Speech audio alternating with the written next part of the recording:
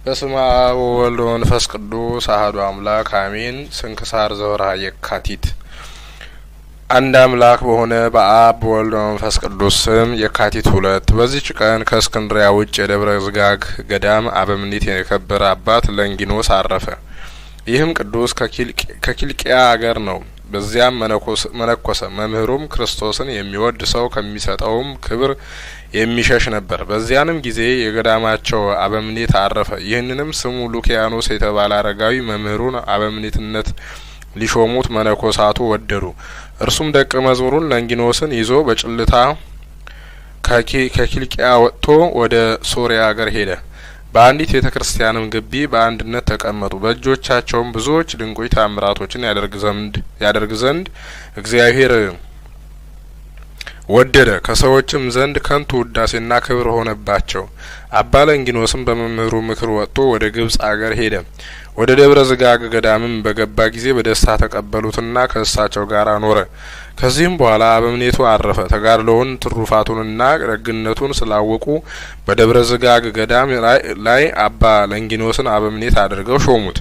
ከጥቂትም ወራት በኋላ መምህሩ አባ ሉኪያኖስ መጣ። የመርከቦችን ጣሪያዎች እየሰሩ በእጆቻቸውም ከሚሰሩት እየተመገቡ በአንድ ልብ በመሆንም በአንድነት ኖሩ። እግዚአብሔርም በእጆቻቸው ብዙዎች የሆኑ ድንቆች ታምራቶችን አደረገ። ከዚህም በኋላ አባ ሉኪያኖስ አረፈ።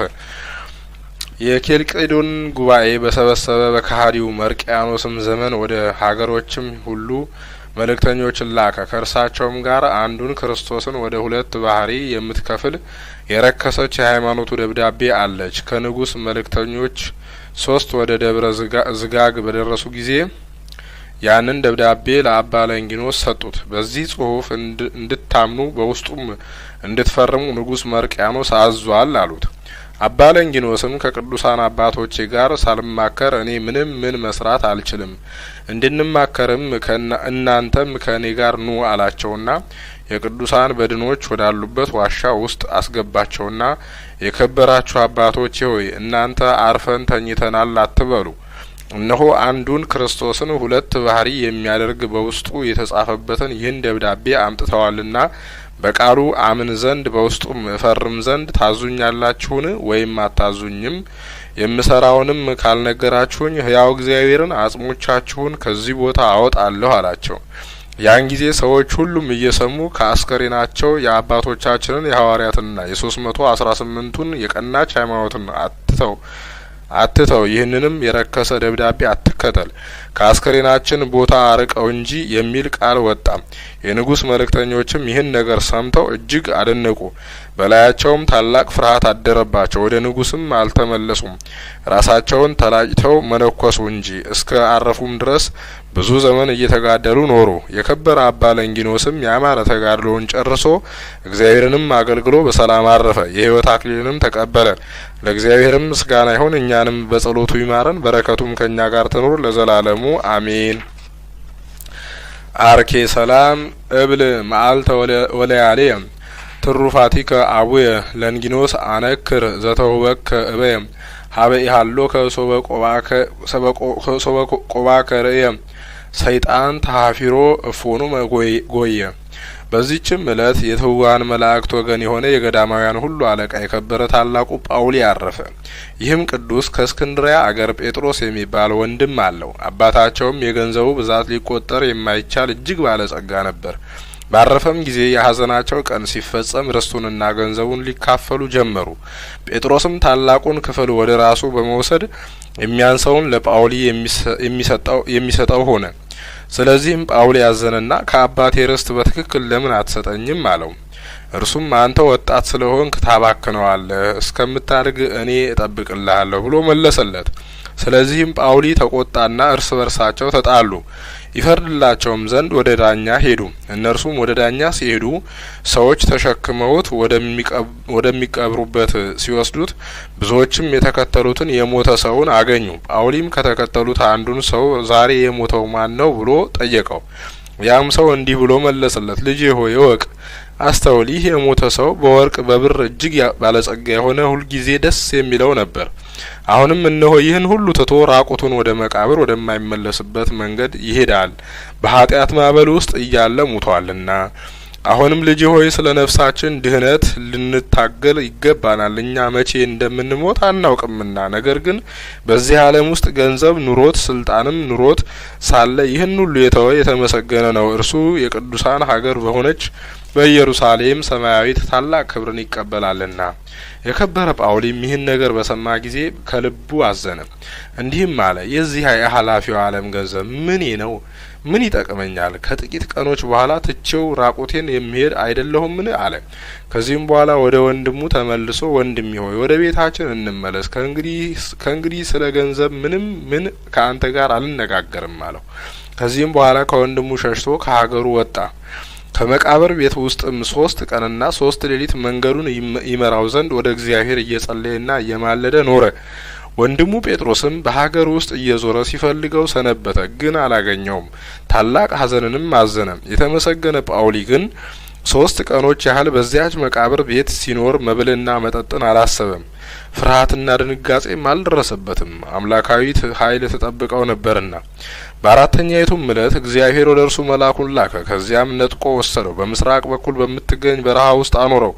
በዚያም የውሃ ምንጭ አለ። መልአኩም ሰላምታ ሰጥቶት ወደ ሰማይ አረገ። የከበረ ጳውሊም አራዊት የሚኖሩበትን ጉድጓዶች አግኝቶ ወደ አንዲቱ ፍሩክታ ገባ። ልብሱንም ሰኔል ሰርቶ ለበሰ። እንዲህም ብሎ ጸለየ፣ የሕያው እግዚአብሔር ልጅ ጌታዬ ኢየሱስ ክርስቶስ ሆይ ርኅራኄ ከሌለው ጠላት እጅ ጠብቀኝ፣ አድነኝም። ተጋድሎዬን እስከምፈጽም ታጸናኝ ዘንድ ቸርነትህ ወደ እኔ ትምጣ። የትውልድ ሁሉ ንጉሥ ሆይ ኃይል፣ ጌትነት፣ ክብር ገንዘብህ ነውና ለዘላለሙ። በዚያችም ዋሻ ውስጥ 80 ዓመት ኖረ። ከሰውም ከቶ ማንንም አላየም። ልብሱም ከሰኔል ቅጠል የተሰራ ነው። እግዚአብሔርም ወደ ማታ ሁል ጊዜ ወደ እርሱ ቁራን ይልክለታል። ከእርሱም ጋር ግማሽ እንጀራ አለ። ያንንም ለከበረው ጳውሊ ይሰጠዋል። የክብር ባለቤት እግዚአብሔርም ቅድስናውና ጽድቁን ይገልጥ ዘንድ በወደደ ጊዜ መልአኩን ወደ ታላቅ አባት ወደ እንጦንዮስ ላከ። ይህም እንጦንዮስ በበረሃ ውስጥ መኖርን የጀመረ እርሱ እንደሆነ በልቡ ያስብ ነበር። መልአኩም እንዲህ አለው፣ እንጦንዮስ ሆይ ከአንተ የ2 ቀን ጎዳና ርቆ በበረሃ ውስጥ ሰው አለ። የዓለም ሰዎች ከሚረግጥባቸው የእግሩ ጫማዎች እንደ አንዲቱ ሊሆኑ የማይገባቸው፣ ስለ እርሱም ጸሎት ዓለም ተጠብቆ የሚኖር ምድርም ፍሬዋን የምትሰጥ ጠል በምድር ላይ የሚወርድ በምድር በሚኖሩ ኃጢአተኞች ሁሉ ላይ ፀሐይ የሚወጣ የሰውን ፍጥረት በእግዚአብሔር እጅ ውስጥ ተጠብቆ የሚኖር። አባ አንጦንዮስም ይህን ቃል በሰማ ጊዜ ተነስቶ ወደ በረሃው መካከል ተጓዘ። እግዚአብሔርም ከእርሱ ጋር ሆኖ ጎዳናውንም እንደሚጠርግለት አምኖ ሲጓዝ የሰውና የአራዊትን ፍለጋ አገኘ። ያንንም ፍለጋ ተከትሎ ከቅዱስ ጳውሊ በዓት ደረሰ። በሩንም አንኳኳ። የከበረ አባ ጳውሊ ግን ከሰይጣን ስራ እንደሆነ አስቦ ታላቅ ደንጊያ ወስዶ ከመዝጊያው ጀርባ አኖረ። አባ አንጦንዮስም ይሰጠኝ ዘንድ ፈለጉ አገኝ ዘንድ ለመንኩ፣ ይከፈትልኝም ዘንድ በሩን አንኳኳ ብሎ አሰምቶ ተናገረ። በዚያንም ጊዜ ከፈተለትና ገባ። እርስ በርሳቸውም በመንፈሳዊ ሰላምታ እጅ ተነሳስተው በአንድነትም ጸልየው ተቀመጡ። አባ አንጦንዮስም አባቴ ሆይ ስምህ ማን ነው? አለው። አባ ጳውሊም አንተ ስሜን ካላወቅክ እስከዚች ቦታ ለምን ተጓዝክ? ብሎ መለሰለት። በዚያችም ሰዓት እግዚአብሔር የእንጦንዮስን ልቡን ገለጠለትና ገዳማዊ ጳውሎስን አየው ዘንድ ስለተገባኝ እኔ ብፁዕ ነኝ አለ። ከዚህም በኋላ እርስ በርሳቸው የእግዚአብሔርን ልዕልናውን ቸርነቱን ይነጋገሩ ጀመር። በመሸም ጊዜ ቁራ መጥቶ አንዲት ሙሉ እንጀራ ጣለለት። አባ ጳውሊም አባ አንጦኒን አንተ የእግዚአብሔር አገልጋይ እንደሆን አሁን አወቅሁ። እስከ ዛሬ 80 ዓመት በዚህ በረሃ ስኖር እግዚአብሔር ሁልጊዜ የሚልክልኝ ግማሽ እንጀራ ነበረ። እነሆ አሁን ምግብህን ላከልህ አለው። ከዚህም በኋላ ተነስተው የማዕድ ጸሎት ጸለዩ። በልተውም እግዚአብሔርን አመሰገኑት። መላ ሌሊቱንም ሲጸልዩ አደሩ። ነግቶ ፀሐይ በወጣ ጊዜም እርስ በርሳቸው ሰላምታ ተሰጣጡ። አባ አንጦኒም አባቴ ሆይ በዚህ ሁሉ ዘመን ስጋውንና ደሙን ከወዴት ትቀበላለህ አለው። የከበረ ጳውሊም እግዚአብሔር መልአኩን ይልክልኛል፣ በቀዳሚት ሰንበትና በእሁድ ሰንበት በየሳምንቱ ከስጋውና ከደሙ ያቀብለኛል፣ በዘመኑም ሁሉ እንዲህ ያደርግልኛል ብሎ መለሰለት። ከዚህም በኋላ አባ አንጦኒ አባ ጳውሊን አባቴ ሆይ ይህ አስኬማ በምድር ላይ ይበዛ እንደሆነ ወይም አለመብዛቱን ትነግረኝ ዘንድ ሻለሁ አለው። የከበረ ጳውሊም ወደ ሰማይ ተመለከተና ፈገግ አለ። ከዚህም በኋላ አዘነ፣ ጩሆም አለቀሰ። አባ አንጦኒዮስም ፈገግ ስትል ባየኸው ጊዜ ደስ አለኝ፣ ባዘንክም ጊዜ አዘንኩ አለው። የከበረ ጳውሊም እንዲህ ብሎ መለሰለት፣ እሊህ ተራሮችና በረሃዎች እግዚአብሔር ከሁሉ አገሮች መርጦ ለሚሰበስባቸው ንጹሃን ርግቦች ማደሪያዎች ይሆናሉ። ዳግመኛም ይህ ስም ያልፋል፣ ስማቸውም መነኮሳት ይባላሉ። እነርሱም ብዙ ዘመናት ደስ ይላቸዋል። እግዚአብሔርም ከቁጣው ቀን አስቀድሞ ከዚያ ያፈልሳቸዋል። ከእነርሱም በኋላ ሰምተው ለመምህሮቻቸው የማይታዘዙ ትውልድ ይነሳሉ። ስለ ነፍሳቸውም ድህነት በቀንና በሌሊት የማይተጉና የማይጸልዩ ናቸው። ያን ጊዜ እግዚአብሔር ተቆጥቶ ይፈርዳል። የማያስተውሉ ሕግ የሌላቸው አረማውያንም ተነስተው ገዳማቱንና አድባራቱን ያጠፋሉ። ብዙ ዘመናትም ምድረ በዳ ይሆናሉ። የቅዱሳን መታሰቢያቸው አይጠፋም። እግዚአብሔርም በሌሎች ሰዎች ልቡና ይቅርታውን ያሳድርባቸዋል። እነርሱም ወደ ገዳማቱና ወደ አድባራቱ በመሄድ በውስጣቸው ዳግመኛ ይኖራሉ። ሰይጣንም ወደ ገዳማት ሄዶ በመካከላቸው ጸብን ይዘራል። እነርሱም የእግዚአብሔርን ፍቅር ገንዘብ በማድረግ ጨክነው አልታገሱባትምና ምንኩስናቸውን አስኬማቸውን ትተው ወደ ዓለም ይወርዳሉ። በትዕግስታችሁ ነፍሳችሁን ገንዘብ ታደርጓታላችሁ የሚለውን ጽሑፍ አላስተዋሉምና። እንጦንዮስም የከበርክ አባቴ ጳውሊ ሆይ ፊትህን አይ ዘንድ የታደልኩባት ሰዓት የተባረከች ናት አለ። የከበረ አባ ጳውሊም አሁን ወደ ማደሪያ ሂድ፣ ቆስጠንጢኖስ ለሊቀ ጳጳሳት አትናቴዎስ የሰጠውን ልብስ እርሱም አንተን ያለበሳትን ያቺን ከአንተ ጋር ይዛሃት ና ስጋዬን በእርሷ ትገንዝ ዘንድ ብሎ ተናገረው። የተሰወረውን በማወቁ እጅግ አደነቀ። የተነበየለትንም ትንቢት ሁሉ አመነ። ዳግመኛም እንዲህ አለው፣ በሰው ሁሉ ላይ እንደ ተሰራ ከዓለም የምወጣበት ጊዜ ቀርቧልና ፈጥነህ ሂድና ተመለስ። እርሱም ከአባ ጳውሊ ዘንድ ወጥቶ ወደ በዓቱ እስኪደርስ የሁለት ቀን ጎዳና ተጓዘ። ያቺንም ልብስ ይዞ ተመለሰ። በመንገድም እየተጓዘ ሳለ በአየር ውስጥ አባ ቡላን የመላእክትንም ማህበር አየ። ለእግዚአብሔር ምስጋና ይሁን ይሉ ነበር። ሁለተኛም እግዚአብሔር ኢየሱስ ክርስቶስ የመረጠ ሰላምታ፣ ፍቅር፣ አንድነት ይገባሃል። የእግዚአብሔር ሰው አንተ ጳውሊ የተመሰገንክ ነህ።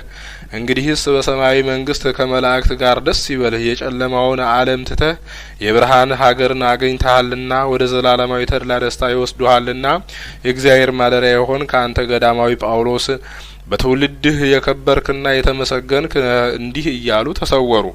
የከበረ እንጦኒም ይህች ወደ ሰማይ የሚያሳርጓት የአባቴ ጳውሊ ነፍስ ናት አለ። ወደ በዓቱም በገባ ጊዜ እንደ ሰገደ ሆኖ እጆቹም በመስቀል ምልክት ተዘርግተው አገኘው። አንስቶም ሸፈነው። አባቴ ሆይ በሰማያዊ ማደሪያ ሁነህ አስበኝ ብሎ በላዩ አለቀሰ። ከዚህም በኋላ ተነስቶ በዚያች ልብስ ስጋውን ገነዘና በላዩ የቤተ ክርስቲያንን የጸሎት ስርዓት ፈጸመ አደረሰም። ከዚህም ቀጥሎ ከእርሱ ጋር የተማከርኩት ነገር የለም፣ ምን ላድርግ ብሎ አሰበ። በዚያንም ጊዜ አንበሶች መጡ፣ እጅ ነሱትም። ቀድሞ እንደሚያውቁትም ዘንበል ብለው የእግሩን ትቢያ ላሱ። መቃብሩን በየት ቦታ እንቆፍርለት እንደሚሉ አመለከቱት። እርሱም ምልክታቸውን አውቆ በቁመቱ ልክ ለክቶ ሰጣቸው። አንዱ በራስጌ አንዱ በግርጌ ሆነው ቆፈሩ። ባደረሱም ጊዜ በቃችሁ ብሎ አመለከታቸው። እሊህ አንበሶችም ወጥተው ሰገዱለት። እርሱም ባረካቸውና ወደ ቦታቸው ሄዱ። የከበረ እንጦኒ ወደ መቃብር አስገብቶ ዘጋው። ከሰኔል ቅጠልም የተሰራች አጽፉን ወሰደ። የአባቱን ገንዘብ እንደሚወርስ ልጅ ነውና። ወደ እስክንድሪያም ሄደ። ወደ ሊቀ ጳጳሳት አትናቴዎስም ገብቶ ከከበረ አባ ጳውሊ የሆነውን ሁሉ ነገረውና ያቺን ከሰኔል የተሰራች አጽፍ ሰጠው። ሊቀ ጳጳሳት አትናቴዎስም የከበረ ጳውሊን ዜና በሰማ ጊዜ ፈጽሞ ደስ አለው። ያችንም አጽፍ ተቀብሎ በእርሱ ዘንድ አኖራት። በየዓመቱም በከበረ በልደት በዓል፣ በጥምቀትም በዓል፣ በመድኃኒታችን ክርስቶስ ትንሳኤ በዓልም 3 ጊዜ ይለብሳት ነበር። ጌታችንም የቅዱስ ጳውሊን የልብሱን ክብር ሊገልጥ ወደደ። በዚያችም ወቅት አንድ ወጣት ልጅ ሞተ። አባ አትናቴዎስም ያችን ልብስ በሞተው ላይ አኖራት። ወዲያውኑ ተነሳ። ይህንንም ያየ ኤጲስቆጶስ አባ ኤስድሮስ ምስክር ሆነ። ይችም ተአምር በአገሮች ሁሉ ተሰማች። ለእግዚአብሔር ምስጋና ይሁን። እኛንም በከበረ ጳውሊ ጸሎት ይማረን፣ በረከቱም ከእኛ ጋር ትኑር ለዘላለሙ አሜን። አርኬ ሰላም ለጳውሊ በውሳጤ ገዳም ዘተጸምደ እንዘ ኢይሬኢ እምሰብ መነሃ አሃደ ጻሞ ብዙሃ ወተጋደለ ፈድፋደ ድህረ ሞቱሂ ከመ በሕይወቱ ለመደ ለእግዚአብሔር ተረክበ ከዊኖ ስጉደ። በዚህችም ዕለት የከበረ ሐዋርያ ቶማስ ተአምራትን አደረገ። ጌታችን ወደ አዘዘው ሊያስተምር በወጣ ጊዜ ከመንገድ ጥቂት ፈቀቅ አለ። ድንገትም የሞተ ጎልማሳ አየ። መልኩ እጅግ የሚያበር ነበር። ሐዋርያውም አቤቱ ይህን ጥፋት አይ ዘንድ ወደዚህ አመጣኸኝን? ነገር ግን ፈቃድህ ይሁን አለ። ከዚህም በኋላ ስለ ሞተው ሰው ጸለየ። ያን ጊዜ ታላቅ ከይሲ ከደንጊያዎች ውስጥ ወጥቶ በጅራቱ ምድሩን እየደበደበ መጣ። የክርስቶስ ሐዋርያ ሆይ እኔ ካንተ ጋር ምን አለኝ? ስራዬን ልትዘልፍ መጣህን? ብሎ በታላቅ ድምጽ ጮኸ። ሐዋርያውም አዎን ስራህን ተናገር አለው። ከይሲውም ወይም እባቡም እንዲህ አለ። በዚህ ቦታ አንጻር መልከ መልካም ሴት ነበረች፣ እኔ የምወዳት ናት። ይህም ጎልማሳ ሲስማት አየሁት። በሰንበት ቀንም ከእርሷ ጋር አደረ። ስለዚህም ነክሼ በመርዝ ገደልኩት። ሐዋርያውም መርዝህን ከሱ ትወስድ ዘንድ በጌታዬ ኢየሱስ ክርስቶስ ስም አዝዣለሁ አለው። ሂዶም ከዚያ ከሞተው መርዙን መጠጠና ወሰደ። ወዲያውኑ ተነፍቶ አበጠ፣ ተሰንጥቆም ሞተ። የሞተውም ሰው ድኖ ተነሳ። ስለዚህች ምልክትም ብዙዎች በክብር ባለቤት ጌታችን አመኑ። እርሱም ሃይማኖትን አስተምሮ የክርስትና ጥምቀትን አጠመቃቸው። ለእግዚአብሔር ምስጋና ይሁን። እኛንም በሐዋርያው በቅዱስ በአባታችን ቶማስ ጸሎት ይማረን፣ በረከቱም ከእኛ ጋር ትኑር ለዘላለሙ አሜን። አርኬ ሰላም ለቶማስ ዘአርአየ እዘዞ ሀበሆረ ይስብክ ለእግዚአብሔር ትእዛዞ እስመ ለመዋቲ አብጽሖ እስከ አንከሮ ወአስወዘዞ በስመ ኢየሱስ ክርስቶስ ለከሲሶ አውገዞ እምላለብሲ ምውት ከመይንሳ ህምዞ። ስብሐት ለአብ ወወልድ ወመንፈስ ቅዱስ ለዓለም ወለዓለመ ዓለም አሜን። አነሳስቶ ያስጀመረን አስጀምሮ ያስፈጸመን ልዑል አምላካችን ቅዱስ እግዚአብሔር ክብር ምስጋና ይግባው። የአባቶቻችን የነ አባ ጳውሊ የነ አቡነ እንጦንስ አቡነ እንጦንዮስ በረከት ረድኤታቸው ይደርብን። አቤቱ አምላካችን ቅዱስ እግዚአብሔር ሰላም እንዳዋልከን ሰላም አሳድረን፣ ሰላም እንዳሳደርከን ሰላም አውለን። ዛቅረብኩ ማህሌት አዘክሪ አላፈም ለተጸመርኩ ዘልፈ ለላ ያነብብ ተወከፍ ዘንድተ መጽሐፈ እንተረሰይ ከግዚኦ ጸሪቀ መለት ወኩፈ ምላቡ ብላን ዘተርፈ ነቢያት ቅዱሳን ሐዋርያት ሰባኪያን ሰማዕት ወጻድቃን ደናግል አድዮ መነኮሳት የራም ባርኩ ጉባኤ ዛቲ መካን እስካረጋይ ለሂ ቆንኡስ ህጻን ለጻፉ በክርታስ ወለዛ ጻፉ እንዘደረስ ለዛ አንበ ወለዛ ተርጎም በልሳን ሐዲስ ወለዛ ሰማ ቃሉ በዝነ መንፈስ በጸሎተሙ ማርያም አራቂተ ኩሉም ባሰውረ ይማረን ኢየሱስ ክርስቶስ አሜን።